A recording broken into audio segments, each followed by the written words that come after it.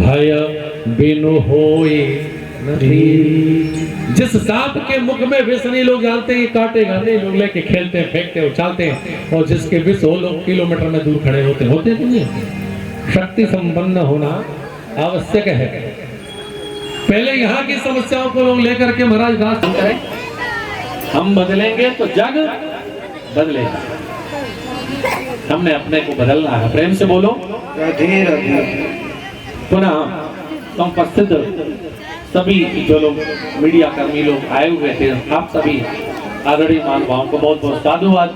ठाकुर जी आपको बहुत बहुत धन संपत्ति, ऐश्वर्य, बुद्धि, बल, ज्ञान सब कुछ प्रदान करें, ताकि आप राष्ट्र की जो वास्तविक बात है उसको पटल पर लाते रहें, ताकि लोग सत्य को जान सकें। और ये कथा सत्य की ही कथा है, सच्चिदानंद रूपा है। एक और सूचना के लिए छोटा सा दिखाया है कि सतचंडी यज्ञ शुरू होने वाला है, तो उस हेतु से महाध्वज पूजन होगा। ध्वज पूजन कल 22 मार्च को काली मंदिर पे होगा, तो आप सभी लोग उस अवसर पे समुपस्थित होंगे काली मंदिर पे।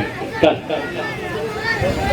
9 बजे का समय इसमें दिया गया है। कल 9 बजे जो सतचंडी महायज्ञ होगा उसके लिए ध्वज पूजन होगा, झंडा गाड़ा जाएगा, तो आप लोग उपस्थित हों। कथा के क्रम में श्री पद्म पुराण के अंतर्गत वर्णित जो 6 अध्यायों का महात्म्य है, तदनंतर प्रथम अध्याय का तृतीय श्लोक आपको निवेदित कर रहा था मैं। नैमिषे सूतमासीनम् अभिवाद्य महामतिं कथामृत रसास्वाद कुशल सौरको ब्रवीत। नैमिषारण्य की पावन भूमि है, और नैमिषारण्य की पावन भूमि में सूत जी बैठे हुए हैं। सूत जी का अभिवादन किया किसने? शौनक जी ने। शौनक जी ने सूत जी का अभिवादन किया, स्वागत किया, प्रणाम किया, और इसके बाद बोले। कौन से शौनक जी बोले? शौनक जी का विशेषण दिया, कथामृत रसास्वाद कुशलः।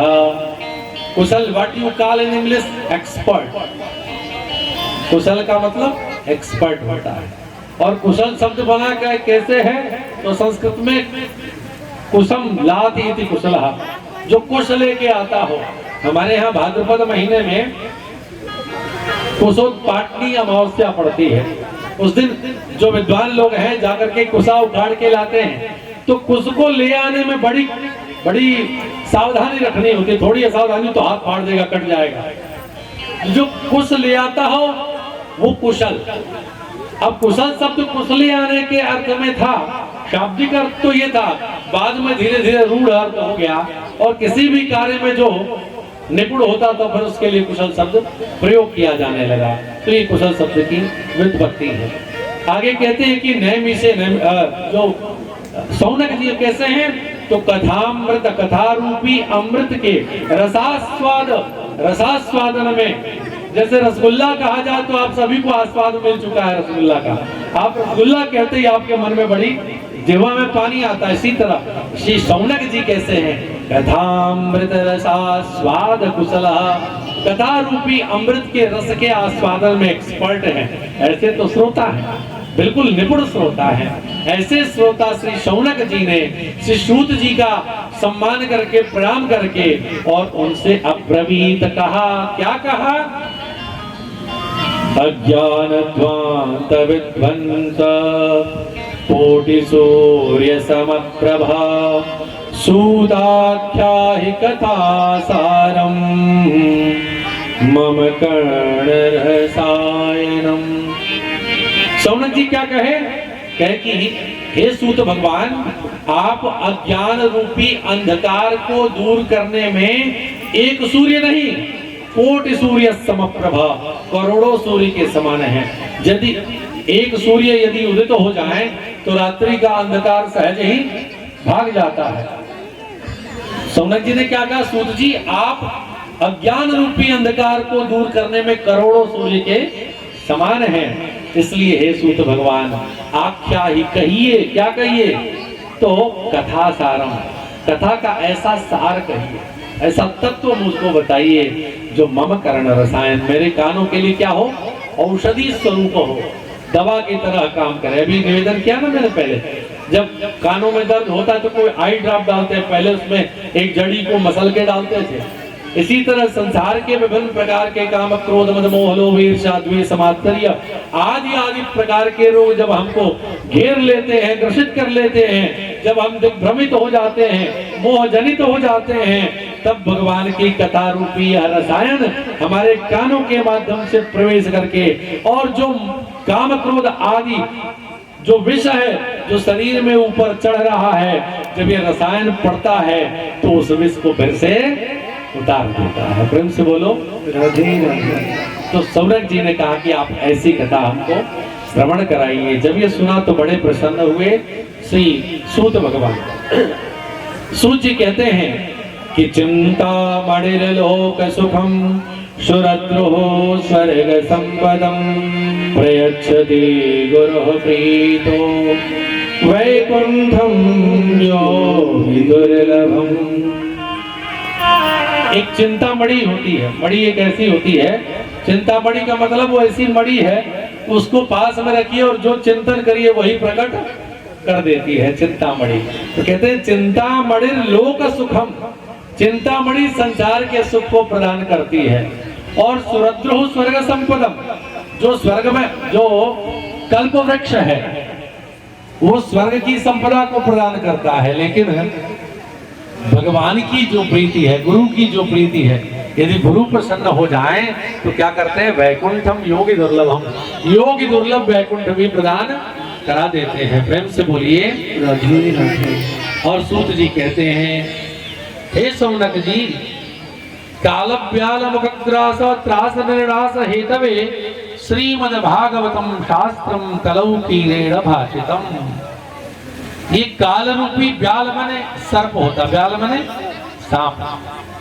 सूत जी कहते हैं कि काल रूपी जो सर्प है, उस सर्प के मुखग्रास, उसके सर्प के, उस सर्प के मुख के हम लोग क्या बने हुए हैं, ग्रास बने हैं। सांप ने मुंह खोला है, हम यहाँ नहीं है, यहाँ भी नहीं है, हम तो यहाँ हैं। उसने मुंह बंद किया, हमारी कहानी खत्म।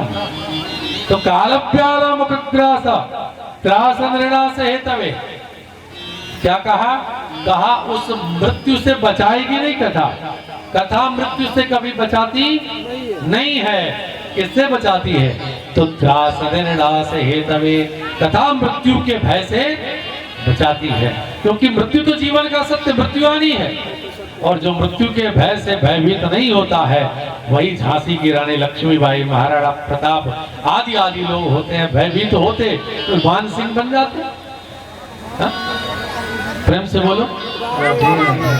ये कथा क्या करती है, काल व्याल मुखग्रास त्रास निर्णास हेतवे, मृत्यु के भय से बचाती है। उदाहरण, वो मदारी आता है ना, तो दो खंभे गाड़ के और उसके ऊपर एक रस्सी बांधता है, नट। और नट क्या करता है, उस रस्सी के ऊपर चलता है। कठिन काम है कि नहीं, रस्सी पे चलना है ना कठिन काम। वो चल रहा है और हम चल नहीं पाते, हम तो देख के डर जाते हैं, अरे राम। कई लोग तो देखते देखते डरते रहते, कोई आंख भी बंद करता है। वो क्यों चल रहा है जी, क्योंकि उसको डर नहीं है इसलिए वो चल रहा है। हमको डर है इसलिए हम उस पर चढ़ भी नहीं पाएंगे, चलना तो दूर है। वो भी गिरेगा तो उसके भी हाथ पैर टूट जाएंगे, हम भी गिरेंगे तो हमारे भी टूट जाएंगे, लेकिन उसको भय नहीं है इसलिए वो चल रहा है। इसी तरह से जिसको मृत्यु का भय हो जाएगा, इस जीवन में अपने अभिष्ट को, इष्ट को, विशिष्ट को प्राप्त नहीं कर पाएगा, और जिसके जीवन से मृत्यु का भय समाप्त हो जाएगा वो सब कुछ प्राप्त कर लेगा। मृत्यु आना निश्चित है। कथा जो है मृत्यु के भय से हमको मुक्त करती है। कथा सुन के परीक्षित बचे थोड़ी, मृत्यु हुई लेकिन 7 दिन पर्यंत महाराज मृत्यु के भय से निर्मुक्त हो गए। जब तक सर्प ने काटा तब तक तो वो शरीर से, संसार से ऊपर उड़ चुके थे। प्रेम से बोलो। तो आपको मैं ऐसी कथा सुनाऊंगा, सूत जी कहते हैं, जो मृत्यु के भय से मुक्त करेगी। ये कथा किस लिए है, कथा किसी को मृत्यु से और दुख से बचाती नहीं है, बल्कि दुख और मृत्यु के भय से बचाती है। प्रेम से बोलो।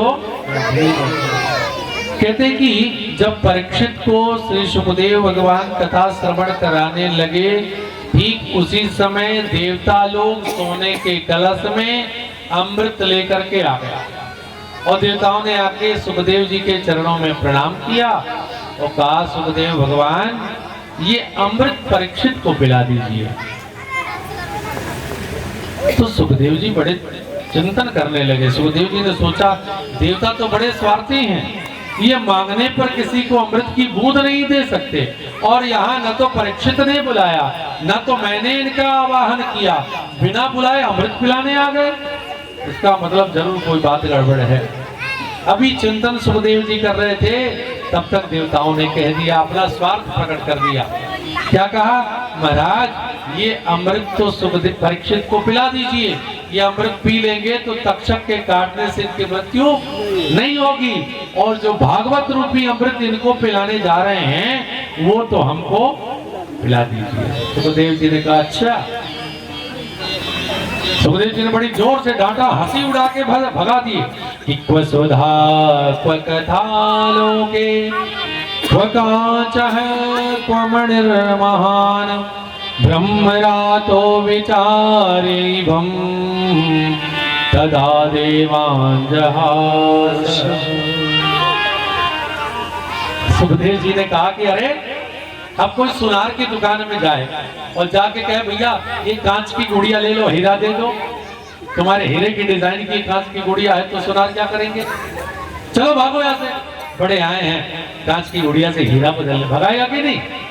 ऐसे ही सुखदेव जी ने कहा, क्व कांचः क्व मणिर्महान् क्व कथा क्व सुधा लोके, कहा भागवत कथा और कहा स्वर्ग का अमृत। ये तो उसी तरह से है जैसे जो कांच की गुड़िया कोई लेके जाओ, कहते हीरा दे दो, बड़े आए हैं स्वर्ग का अमृत दे करके भागवत का अमृत लेने, भागो यहाँ से, चलो। तदा देवान् जहासः, देवताओं की हंसी उड़ा करके भगा दिया, चलो चलो निकलो यहाँ से। देवताओं को बड़ा फील बैड हुआ महाराज, बड़ा बुरा अनुभव हुआ। जाके ब्रह्मा जी से कहा, महाराज देखिए वहां मृत्यु लोक में परीक्षित को भागवत कथा सुना रहे हैं, और हमने कहा हमें सुना, वो भी ऐसे वैसे नहीं, उसके बदले हम स्वर्ग का अमृत दे रहे थे, फिर भी हमें भगा दिया। तो बड़े बुजुर्ग लोग क्या करते हैं, घबराते नहीं है, जल्दी एक्शन नहीं करते हैं, थोड़ा सोचते हैं। ब्रह्मा जी ने कहा, चलो पहले 7 दिन देखो कि परीक्षित का क्या होता है। जब 7 दिन की कथा पूर्ण हुई, ब्रह्मा आदि देवता ब्रह्मलोक से देख रहे थे, और देखा तो क्या हुआ, राज्यो मोक्षम तथा वीक्ष्य पुरा धातापि विस्मितः। 7वें दिन परीक्षित का मोक्ष हो गया, ये देख करके धाता विधाता ब्रह्मा अपि विस्मितः आश्चर्यतः जाता। ब्रह्मा जी आश्चर्यचकित हो गए, अरे इस भागवत में ऐसा प्रभाव कि जिसको नीच योनि मिलनी चाहिए, जिसको भटकना चाहिए प्रेत योनि में, उसका मोक्ष हो गया। इस भागवत में ऐसी महत्ता है। ये महत्ता जानने के लिए नारद ब्रह्मा जी ने अपने सत्यलोक में क्या किया, एक तराजू मंगाया, और तराजू मंगा के उसके एक पल्ले पर संसार के सभी साधनों को, जप तप योग पूजा पाठ सब रखा, और एक पर भागवत जी को विराजमान कर दिया। और जब तराजू को उठाया तो क्या हुआ, लघुन्यन्यानि जातानि गौरवेण इदं महत्। अन्य साधनों का जो पल्ला था वो तो लघु हो गया, ऊपर उठ गया, और भागवत जी का पल्ला भारी हो गया। बोलिए भागवत महापुराण की जय। तो ये महात्मा है भागवत जी का, ये महत्ता है। जिसको तक्षक के काटने से प्रेत योनि मिलनी चाहिए, उसको मोक्ष हो गया, ये भागवत का महत्व है। आगे श्री सूत जी कहते हैं कि परीक्षित इस कथा को सबसे पहले, यद्यपि नारद जी पहले कथा सुन चुके थे, कथा का एक क्रम है और परसों के दिवस वो विस्तार से आएगा, मैं फिर से संकेत कर देता हूँ। भागवत सबसे पहले भगवान नारायण ने, सभी लोग ध्यान से सुनिएगा, नारायण ने भागवत सबसे पहले ब्रह्मा जी को प्रदान किया चतुश्लोकी के रूप में, सूत रूप में 4 श्लोकों में, और ब्रह्मा जी ने वही भागवत श्री नारद जी को प्रदान किया, और नारद जी ने वही भागवत श्री व्यास जी को प्रदान किया सूत रूप में ही, और व्यास जी ने उसी भागवत को 18,000 और 12 स्कंदों की बड़ी विशाल संहिता बना करके प्रस्तुत कर दिया। और व्यास जी ने वही भागवत अपने पुत्र से सुखदेव जी को प्रदान किया। और जब परीक्षित को श्राप लगा तो सुखदेव जी परीक्षित को जब कथा सुना रहे थे तो उस सभा में अत्र वशिष्ठ चवरस्य गौतमो मेधातिधर देवल देवरातो, अत्रि वशिष्ठ आदि ऋषि लोग भी वहां पर बैठे हुए थे। तो जब परीक्षित को सुनाया तो परीक्षित ने भी श्रवण किया, ऋषियों ने भी श्रवण किया, और उन ऋषियों की परंपरा से धीरे धीरे ये भागवत हम लोगों को प्राप्त हुई। ये भागवत जी के हमारे पास तक पहुंचने का क्रम है। तो यद्यपि ब्रह्मा जी से नारद जी पहले सुन चुके थे, सूत जी कहते हैं, लेकिन फिर भी आज नारद जी को श्री सनक, सनंदन, सनातन, सनत कुमार इन 4 भाइयों ने श्री हरिद्वार में बैठ करके सप्ताह कथा का श्रवण कराया। प्रेम से बोलिए।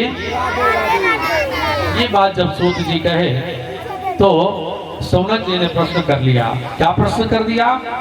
कि नारद जी तो स्थिर रहने वाले नहीं हैं, अभी भूलोक पे, फिर भुआलोक पे, फिर स्व पे, फिर महा पे, फिर जना पे, फिर तपा पे, फिर सत्य पे, फिर अतल वितल सुतल सातल महातल पातल घूमते रहते हैं, स्थिर नहीं रहते हैं। तो जो इतने अस्थिर चंचल नारद जी हैं, जो 6 मिनट से ज्यादा कहीं नहीं रुकते हैं, वो भला 7 दिन बैठ के कथा कैसे सुने? ये बात मुझे समझ में नहीं आ रही, आप विस्तार से बताइए। जब ये सौनक जी ने पूछा सूत जी से, तो सूत जी बताते हैं कि कैसे नारद जी ने 7 दिन कथा सुनी, उसकी पूरी भूमिका बताते हैं। कहते हैं कि एक दिन की बात है बद्रीनाथ में। बद्रीनाथ को विशालापुरी कहते हैं हमारे शास्त्रों में। तो बद्रीनाथ में 4 भैया हैं। सृष्टि क्रम का जब वर्णन आएगा परसों, सृष्टि कैसे उद्भूत हुई, प्रकट हुई, तो उसमें ब्रह्मा जी के संकल्प सृष्टि में सबसे पहले 4 बेटा जन्म लिए, सनक, सनंदन, सनातन और सनत कुमार, जिनको शॉर्ट फॉर्म में लघु रूप में सनकादि कहते हैं। तो ये चारों कैसे हैं? ब्रह्मा जी ने कहा सृष्टि करो, चारों ने कहा हम सृष्टि नहीं करेंगे, हम तो भक्ति करेंगे। प्रेम से बोलो। और आज हमसे आपसे लोग कहते हैं भक्ति करो, तो हम कहते हैं हम तो शादी करेंगे। है? और लोग भी चाहते हैं बेटा का ब्याह कर दे जल्दी से, हम जिस गड्ढे में गिरे उसको भी वहीं गिरा दे। सप्तम स्कंद के अंतर्गत आएगा। प्रहलाद जी ने कहा है हिरण्यकशिपु को, हित्वात्मपातम गृहमंधकूपम, आपने अपना आत्मपात कर लिया, अपने को गिरा लिया, कहा इस गृहस्थी रूपी अंध कुएं में। तो आप कहेंगे क्या गृहस्थी में आना ये बुरा है? नहीं, बुरा कब है? जब इस यहाँ आकर के भगवान का भजन ना हो तो बुरा है। यदि भजन होता रहे फिर इसमें कोई बुराई नहीं। ये कुआं है। आप सभी लोग, हमारे यहाँ तो अभी करीब 20-15 साल पहले तक हमारे यहाँ कुएं का प्रयोग होता रहा है। जिस कुएं से पानी नहीं निकाला जाएगा उस कुएं का पानी पीने के योग्य नहीं रहेगा। ये गृहस्थी कुआं जरूर है, लेकिन महाराज इसमें से काम क्रोध मोह रूपी जो पानी निकालते रहिए और भक्ति रूपी पानी, वर्षा रूपी जल को भरते रहिए, तो कुएं का जल सदैव निर्मल बना रहेगा। ऐसा नहीं करेंगे तो ये तो अंध कुआं हो जाएगा, सूखा कुआं हो जाएगा। और सूखा कुआं किसी काम का नहीं होता, कोई जाता भी नहीं है पास।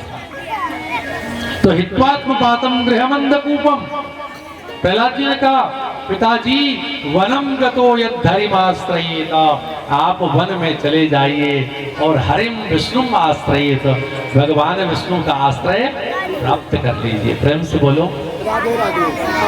तो कहने का मतलब कि ये चारों भैया ब्रह्मा जी से कहे अपने पिताजी से कि हम भजन करेंगे, हम संसार के पैर में नहीं पड़ेंगे। और क्या करते हैं? इनका एक ही काम है 24 घंटे, हरि शरणम हरि शरणम हरि शरणम हरि शरणम हरि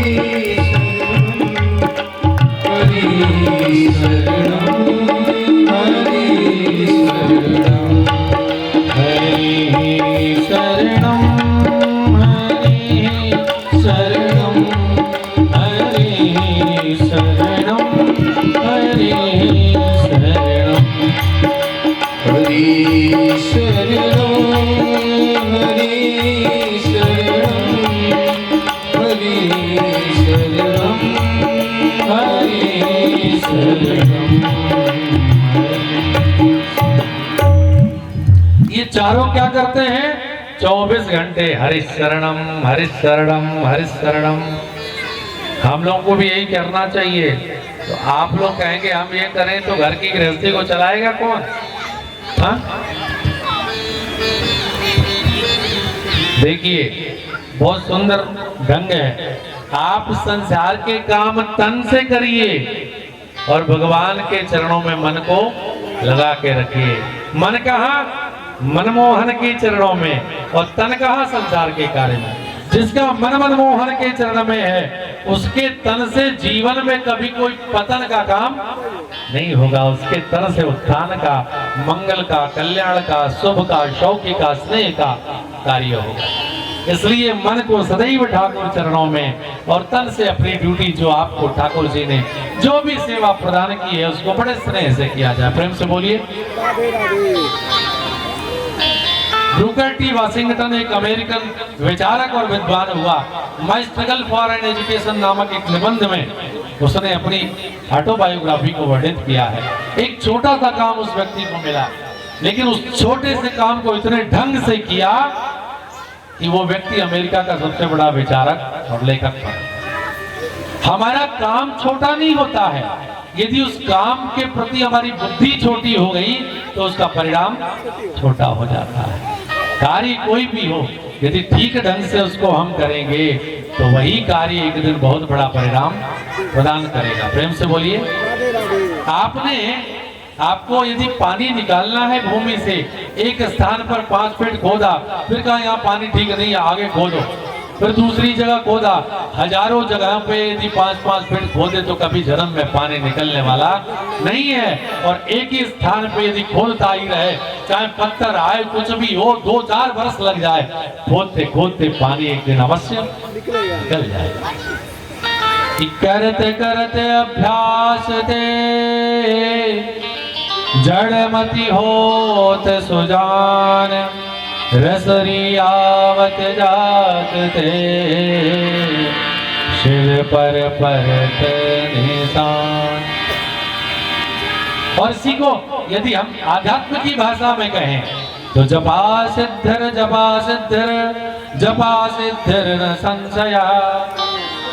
भगवान का नाम जपने से सिद्धि होगी, सिद्धि होगी, सिद्धि होगी 3 बार कहा, इसमें कोई संशय नहीं है। लेकिन हम जब करते करते थक जाते हैं, कब? जब हमारा लक्ष्य बिल्कुल नजदीक होता, सोचते हैं अरे पता नहीं भगवान मिलेंगे कि नहीं। हा? जब बिल्कुल नजदीक लक्ष्य होता है तो हम उसको छोड़ के भाग जाते हैं। इसलिए भगवान हमको नहीं मिलते। लगे रहेंगे तो भगवान इस जन्म में नहीं तो अगले जन्म में तो जरूर मिलेंगे। प्रेम से बोलो।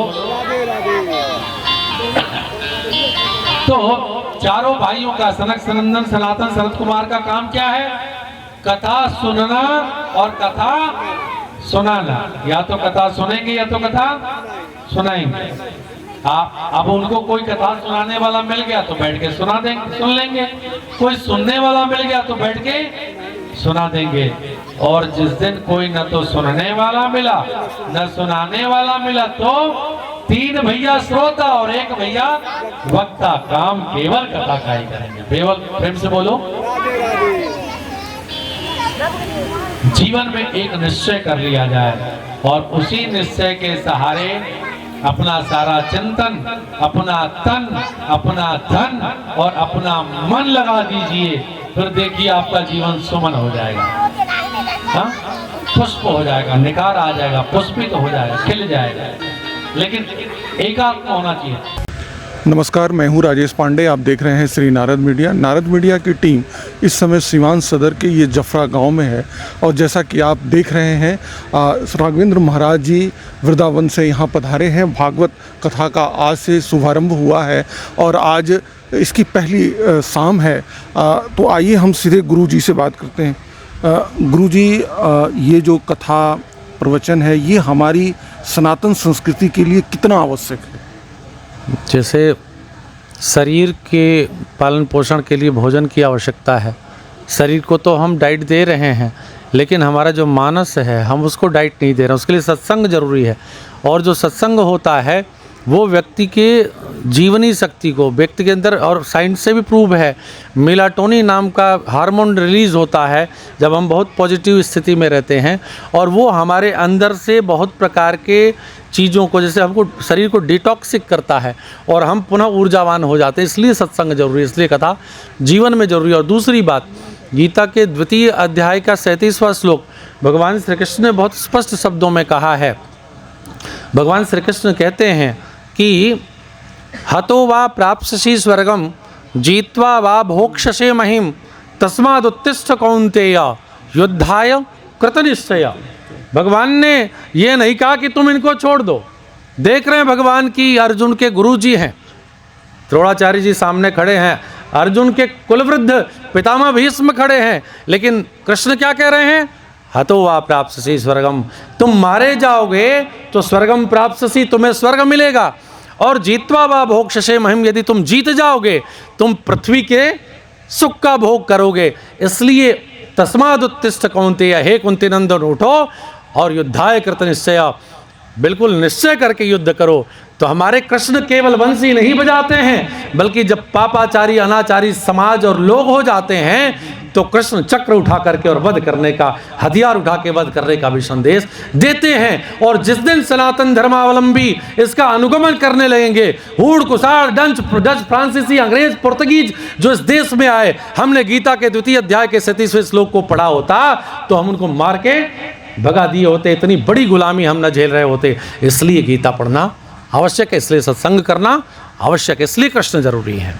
नई पीढ़ी भटके नहीं, एक टीस में, एक संतरास में, एक कुंठा में न जाए, उसके लिए जो आज ये भक्ति है वो कैसे और किस प्रकार सुलभ हो, ताकि वो अपनी दिनचर्या से कुछ समय निकाल के इस चीज़ को जाने कि भारत की सनातन संस्कृति इतनी विराट और व्यापक है, जिसमें सारी समस्याओं का निदान होने के साथ साथ एक जो व्यक्ति से मनुष्य की यात्रा है ये हमें ये सिखाती है।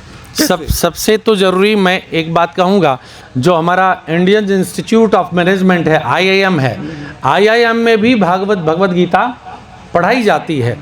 मनोविज्ञान की सबसे बड़ी पुस्तक का यह नाम है अगर, तो वो क्या है? श्रीमद् भगवत गीता है। एक व्यक्ति जो क्विट कर चुका है, I can't fight, they are my deep relation, they are in our relationship, बोलो हमारे संबंध में, हमारे काका है, मामा है, चाचा, मैं इनको कैसे मारूंगा? लेकिन कृष्ण ऐसी बात सुनाते हैं कि वो व्यक्ति केवल मारने को उद्यत नहीं होता, सबका वध करता है। गीता वो है जो हर युवा को, हर व्यक्ति को ये दिखाती है कि आपका लक्ष्य इतना क्लियर होना चाहिए कि आपके विजन के बीच में आपका सगा भी आए तो आप उसको हटाने में संकोच न करें। तभी हम एक भारत और श्रेष्ठ भारत को प्राप्त हो पाएंगे, तभी हम विश्वगुरु बन पाएंगे। और रही बात हमारे शास्त्रों पुराणों की बात, आप भागवत जी का 7 दिन चिंतन करेंगे, मैं आपको निवेदन करके बताऊंगा कि एविएशन साइंस की बात यदि कहीं आती है तो सबसे पहले सतयुग में और हवाई जहाज किसी ने बनाया तो मुनि करदम जी का नाम आया है भागवत जी के अंतर्गत। करदम मुनि ने सबसे पहले हवाई जहाज बनाई। हमें पढ़ाया जाता है राइट ब्रदर ने, क्योंकि हमने अपने शास्त्र को पढ़ा नहीं, पढ़ते तो हम जानते कि करदम जी ने पहला हवाई जहाज बनाया। ये तमाम चीज़ें हमारे शास्त्र में हैं। इसलिए गीता पढ़ें तो आपके जीवन में जो संशय है, जो संदेह है, जो कुंठा है, जो अभाव है, वो सब समाप्त हो जाएगा, आपका विजन क्लियर हो जाएगा, आपके जीवन में आपका अभिष्ट, आपका इष्ट और आपको विशिष्ट निश्चित प्राप्त हो जाएगा। आप इस व्यासपीठ से पूरे सिवान वासियों के लिए और खासकर जफरा वासियों के लिए क्या कहेंगे? मैं पहले आज बैठते ही वही बात कहा हूँ और पुनः उसी बात को मैं रिपीट कर रहा हूँ। पहले तो आप अपने नामों को बदलिए। अंदर का जो स्वाभिमान है वो हिलोरे मार के जब ऊपर आएगा तो वो चहुं ओर सबको दिखाई पड़ेगा, और उस स्वाभिमान के आवेग में आप संसार के आतताइयों को, दुख को, पीड़ा को, सबको शमित करके और आगे बढ़ करके एक श्रेष्ठ भारत की कल्पना को साकार करते हुए स्वयं को, राष्ट्र को एक ऊंचाई पर पहुंचाने का कार्य करेंगे। ये बात है, ये संदेश सभी सिवान वासियों के लिए है।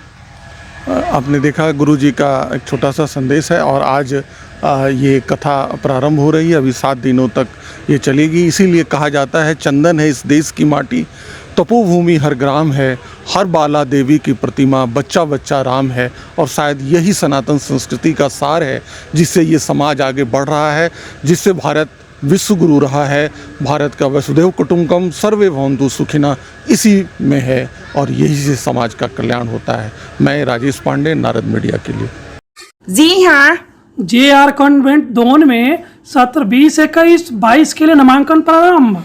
वर्ग नर्सरी से 11वीं तक आज ही संपर्क करें। JR convent, Sunita Vidyanagari Don, Darauli, Siwan, Bihar.